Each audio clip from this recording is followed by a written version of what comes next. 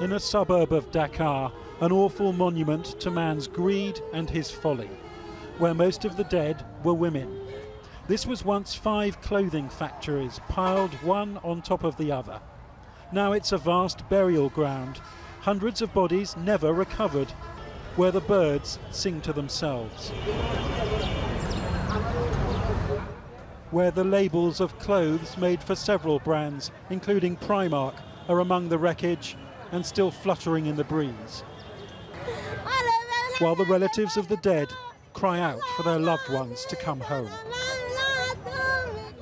Adjiron here was working on the floor where clothes were made for retailers. It was like the apocalypse, she said, recalling how the building shook and she was trampled underfoot.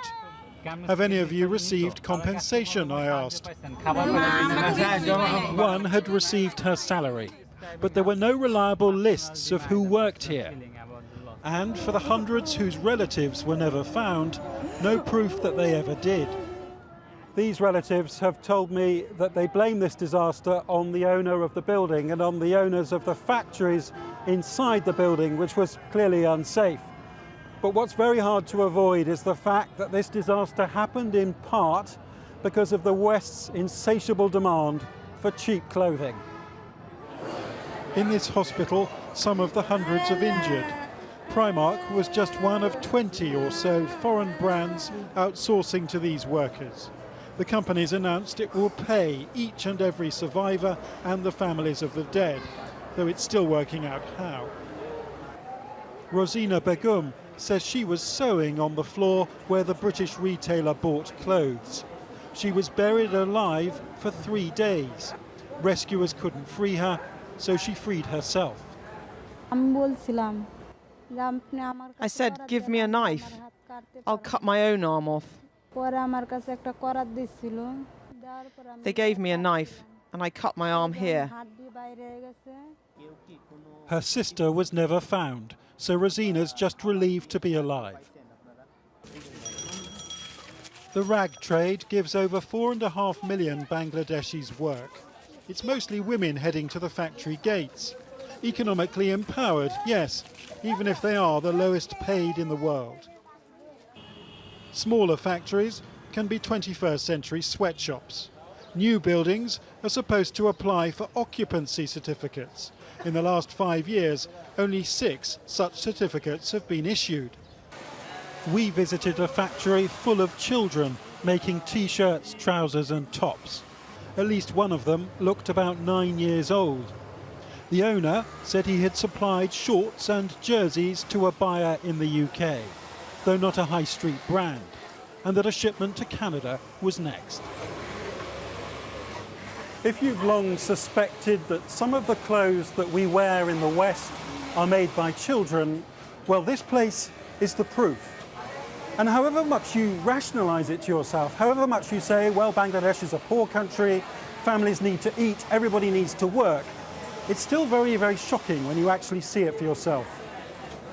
Everybody had heard about the latest disaster, but many seemed grateful to be here, including Shika, who told me she was 10. My mum can't work in a clothing factory because I have a younger sister, so to provide for them, I have to work here. I want to be a sewing operator when I grow up and earn a big salary.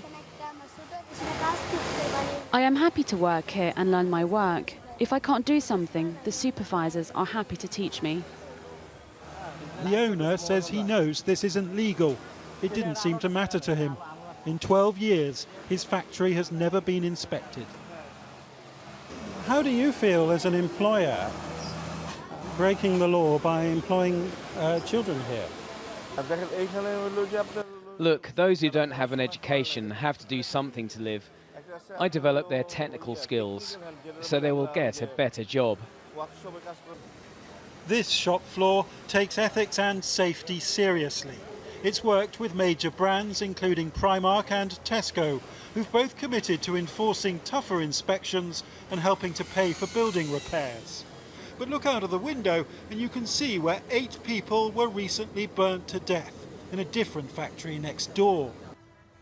So is this country, with a record-breaking history of such disasters, really on the mend? And only now are you saying to me, well, we must sort this out?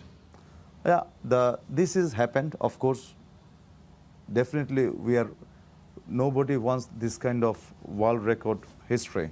So we are really sorry for that. And from this incident, we must get the lesson that how we can overcome the situation. With more than 1,100 dead, this has been some wake-up call. The graves of the unidentified sinking into the mud. But when the grief subsides, will it be back to business as usual or change for good? Jonathan Rugman, Channel 4 News, Bangladesh.